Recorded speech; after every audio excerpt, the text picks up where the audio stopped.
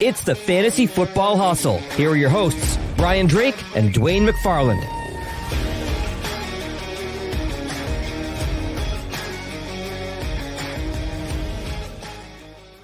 One guy who's on a deal, but the team seems to hate him, at least the head coach does, is Le'Veon Bell.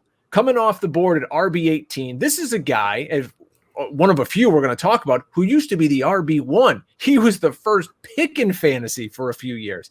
Now he's almost the 40th pick off the board. Just not an efficient guy for the New York Jets. He was RB17 last year in a half-point PPR. Only averaged 3.2 yards a carry. This team went out. They added Frank Gore. Frank Gore for the last 2 decades or so has averaged over 100 carries a season. They added LaMichael Pirine in the draft. Not great for a team. Again, Adam Gase doesn't really like Bell, might find ways to use these other guys. Still caught 66 balls. I'm into that. So can he be better? He could get cut after this season. $4 million in dead money. Would it surprise anybody if they got rid of him? Not at all. So could they just say, we're going to just ride the wheels off of him? Absolutely. So Le'Veon Bell, I think in your home league, more of a name than actual talent we're seeing on the field in this offense, Dwayne. Is it fair to say that? Yeah, I think, when I look at Bell, he's an interesting one, right? I mean, if I think about, what he's going to get, from a volume perspective, I feel pretty good about it. Even with Frank Gore, in the mix, it's like you said, his efficiency was terrible, and that's what you have to be worried about. If you look at, where we're at right now, he never topped the RB1 range, and it wasn't because he wasn't getting enough work. Look at some of those, unlike some runners, notice like week 9 where they're dropping back to pass a lot. I mean, he actually has games where, he's getting some good points even when they're dropping back because he is part of the passing game. The problem is the Jets were just terrible, Drake. It's the 31st ranked offense. He played behind one of the worst offensive lines in the league. His personal yards after contact and tackles avoided per attempt remain pretty good. 2.7 yards per attempt after contact. Anything over 2.5 is pretty good. 17% tackles avoided per attempt per Pro Football Focus. The problem is his breakaways dropped Drake to he didn't break a carry over 10 yards more than 0.8% of the time. Only 2 all season. So he just never had a chance to get going. His yards before contact, so meaning basically what the offensive line blocked, was 0.6, one of the worst in the league. Again, per Pro Football Focus, looking at what that offensive line was able to do. So if you think about Bell's style, right, what does he like to do? He's very patient. He wants to sit behind the line. He wants to pick his spot. He likes to bait the linebacker to the wrong hole, and then he makes his move. He's not a blazer, but he's quick, and he's a fast processor of information. And if you look at that, in the previous years, he had spent, an average of 3.1 seconds and 3.11 seconds behind the line of scrimmage. Last year, it dropped to 2.86 because he just couldn't do that behind the Jets line. Amazing stat. Yeah. So now the Jets did spend, some capital, and they did some things with the offensive line, so there's a chance that Bell gets a little bit, of a rebirth here in this year. And if you pair that, with how much work he's getting, I think those are the positive, right? The other thing, Drake, the Jets had 8 rushing attempts inside the 5 last year. Oh my gosh. Now Bell had 6 of them. So from a percentage standpoint, if we project the Jets offense being any better, it's still going to be pretty good for Bell. I do think that's where Frank Gore could come in and steal a few things, Drake. So you got to worry that could be there. But even then, I think you're going to see, I think Bell's going to get 60 to 65% of the attempts, 60 to 65% of the work inside the 5. And there's not a real threat to him I think he still remains the passing down back. It's just, this is all about, do you believe in the Jets offense?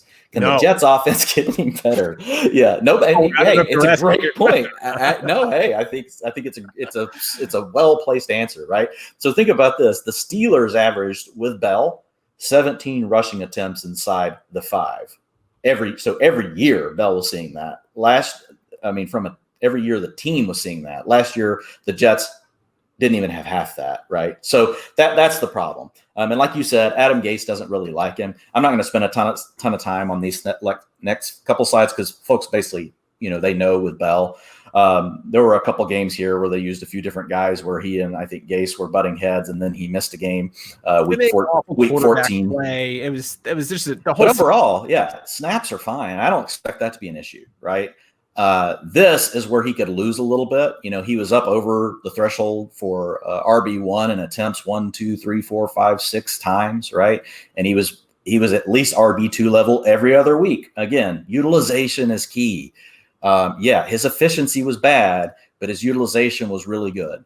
And I don't see him being any worse this year. And again, remember, his personal efficiency wasn't bad. The team efficiency was really bad.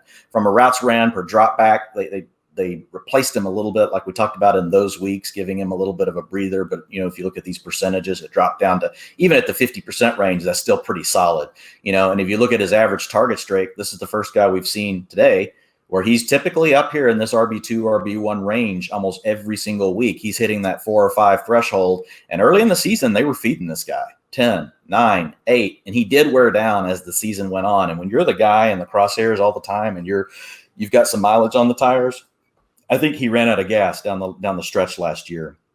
So I think great utilization scores, right? He's the best we've seen so far, stays on the field the most. Gore will hurt that a little bit. His personal running back metrics were not bad. He's avoiding tackles, yards after contact. Those are things he can control, and the yards per carry, and how yards per carry is created. What he can't control is, will his offensive line block better? What he can't control is, will Adam Gase stop being a complete, as my 15-year-old has reintroduced the word doofus to me. Yeah. Right? I guess that's big with the kids again, but he would call Adam Gase a doofus. Adam Gase is just a wet blanket when you talk about, offensive pace, when you talk about, anything to do with offensive, creativity. We'll have to do a show just on that one day, Drake. But like all the things you look at, he's just not unique in any way. He doesn't go against the grain of play calling tendencies very well. What he does is tries to manage games, and he has some nice things that he does, but for your skill position players, he's got issues. The other thing with Le'Veon Bell, I don't know if you have it in front of you, Drake. I don't even remember how old he is, but he's getting close to 30. He's got high mileage. He's got a lot of years, a lot of attempts. He's definitely had some nicks and bruises here and there. I would say his price is fair is my final take, Drake, but it's just hard to get excited about the offense. I do think within his range of outcomes, he has a chance to surprise, because I think he personally has enough left in the tank to do a little something that the offense was better. And I'll draft him in a pinch, but I'm just not building a draft strategy around Le'Veon Bell. Yeah. There's some other guys I feel better about that are a little cheaper than Le'Veon Bell or right in this same price range that I just think have a little more juice on some better offenses. He's 28 years old. It feels like he's 30 already. Yeah, I haven't drafted Le'Veon Bell once. Not in best ball, not in fishbowl, not in any crazy draft I've done. I have no interest in him because I think the play caller is unimaginative and the team is going to stink. I don't know. I'd rather find other guys in that spot, where he's going to go off the board at, pick 40. There's so many good wide receivers right there that I'd much rather take. So I'm not really going to spend much time thinking about drafting Le'Veon Bell.